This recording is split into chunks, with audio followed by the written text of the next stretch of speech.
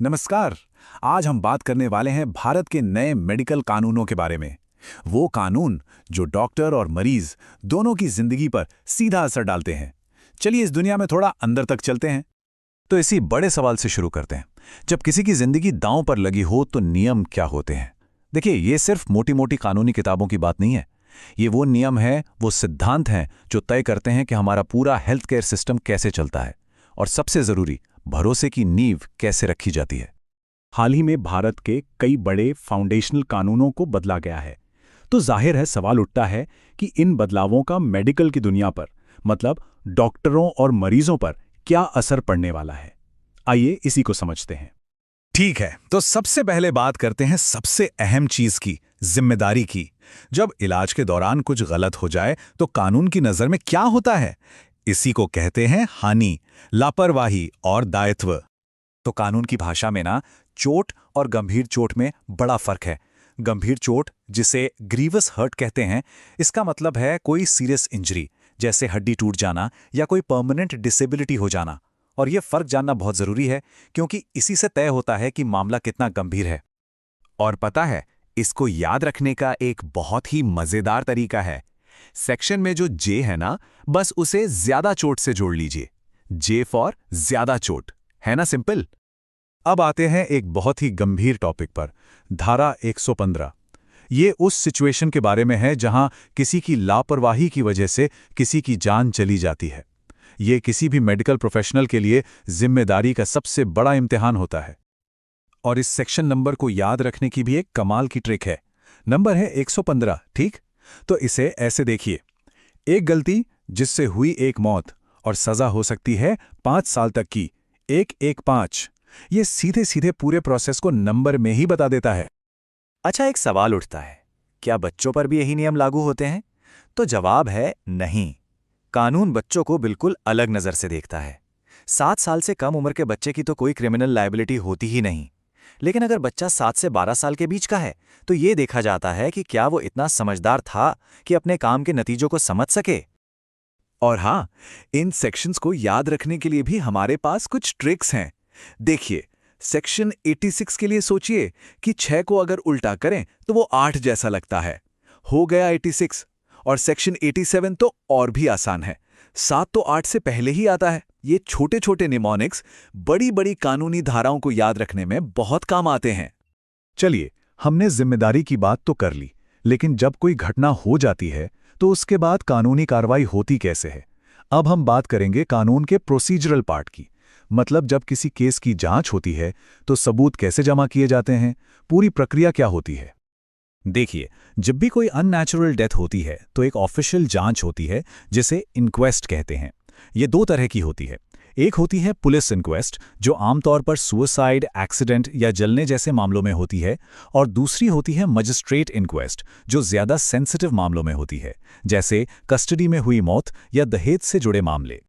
अब ये जो है, ये कानून का एक बहुत ही पावरफुल कॉन्सेप्ट है, डाइंग डिक्लेरेशन, मतलब मरते हुए इंसान का आखिरी बयान। कानून ये मानकर चलता है कि कोई भी इंसान मरते समय झूठ नहीं बोलता, इसीलिए इसे कोर्ट में बहुत ही मजबूत सबूत माना जाता है। और इससे याद रखने की ट्रिक तो और भी सिंपल है। सेक्शन नंबर क्या है? 26। तो बस ये सोचिए कि मरीज की आखिरी 2-6 लाइनें वही उसका डाइंग डिक्लेरेशन है ना कमाल? अब देखिए, कोर्ट हर चीज का एक्सपर्ट तो नहीं हो सकता, खासकर जब बात मेडिकल साइंस की हो। इसीलिए कानून एक्सपर्ट्स की राय पर भरोसा करता है, जैसे कि डॉक्टर्स। सेक्शन 399 एक डॉक्टर को कोर्ट में एक एक्सपर्ट विटनेस के तौर पर अपनी राय रखने का अधिकार देता है। और यकीन मानिए, इनकी राय पूरे केस का रुख पलट सकती है।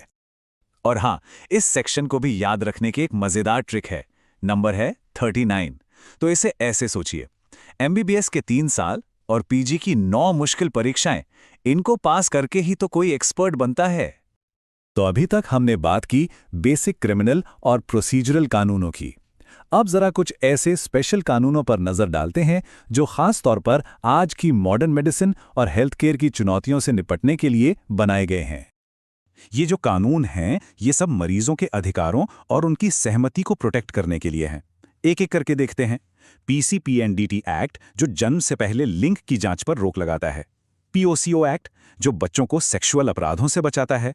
एमटीपी एक्ट, जो प्रेगनेंसी को टर्मिनेट करने के नियम तय करता है। और मेंटल हेल्थ केयर एक्ट, जो ये पक्का करता है कि मरीज की सहमति सबसे जरूरी है। ये सारे कानून असल में मरीज को ताकत देते हैं। और इसमें एमटीपी एक्ट को याद रखने का एक बहुत अच्छा तरीका है। एमटीपी मतलब मदर्स टाइमली परमिशन, यानी मां की समय पर ली गई अनुमति। ये इस एक्ट के पूरे मकसद को, मतलब सेफ और टाइम पर फैसला लेने के अधिकार को बहुत अच्छे से समझाता है। अब बात करते हैं सुरक्षा और क्वालिटी की। ये वो कानून हैं जो हमें रोजमर्रा की चीजों से बचाते हैं। पहला, ड्रग्स एंड कॉस्मेटिक्स एक्ट, जो ये पक्का करता है कि दवाइयां और कॉस्मेटिक्स सेफ और अच्छी क्वालिटी के हों। दूसरा, drugs and magic remedies act, जो हमें चमत्कारी इलाज के झूठे दावों से बचाता है। और तीसरा, FSSAI, जो हमारे खाने की सेफ्टी के स्टैंडर्ड तय करता है ताकि कोई बीमार ना पड़े। इसी ड्रग्स एंड कॉस्मेटिक्स एक्ट में ना जहर यानी पॉइजन्स की एक खास लिस्ट है जिसे कहते हैं शेड्यूल E1।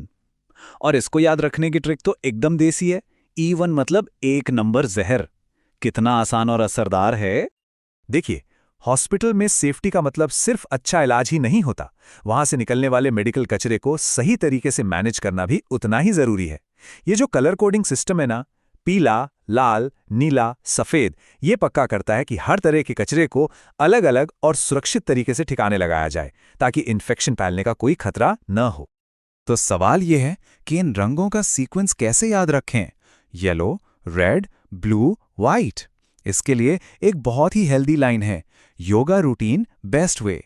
Y से येलो, R से रेड, B से ब्लू और W से व्हाइट। है ना इन जरूरी नियमों को याद रखने का एक हेल्दी तरीका?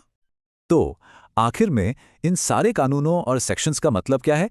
देखिए, ये सिर्फ नियम कानून नहीं है, ये असल में मरीजों और डॉक्टर्स के बीच भरोसे का एक ढांचा तैयार करते हैं।